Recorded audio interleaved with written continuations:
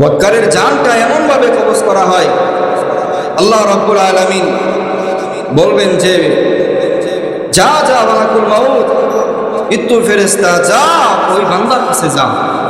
আমি দুনিয়াতে তাকে ভোগ বিলাসিতা, তাকে অর্থের মালিক বানাইছিলাম, তাকে সচ্ছল বানাইছিলাম, কিন্তু আমি মাওলা পাকের কুদরতি পায়ে একটা সিজদা দেয় না কোনোদিন। যা পাকড়াও করে দে। আল্লাহ রাব্বুল আলামিন যখন বলবেন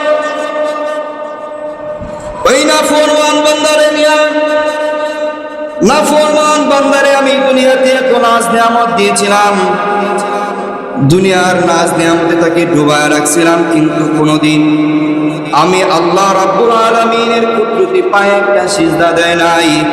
আমি আল্লাহ রাব্বুল আলামিনের হুকুম আহকামগুলো অমান্য করেছে, আমি আল্লাহ রাব্বুল আলামিনের সাথে শিরিক করেছে, বড় বড় কবিরা গুনাহ করেছে। যা ফেরেশতা যা, এই আত্মারে ধরে নিয়ে আয়, তাড়াতাড়ি ধরে নিয়ে আয়, তারপর জাহান্নামে দিয়া দেয়।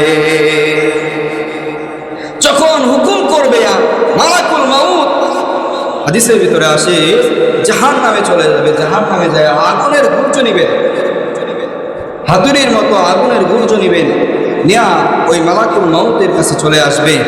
আর সাথে আল্লাহ রাব্বুল আলামিন 500 ফেরেশতা নিযুক্ত করে দিবেন, যে 500 ফেরেশতা জাহান্নাম থেকে আগুনের কড়া নেবেন, কড়া,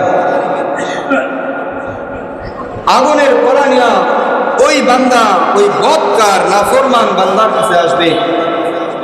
আসার পর তার চারপাশে আগুনের যে গোলাগুলা জাহান্নাম থেকে আনছিল,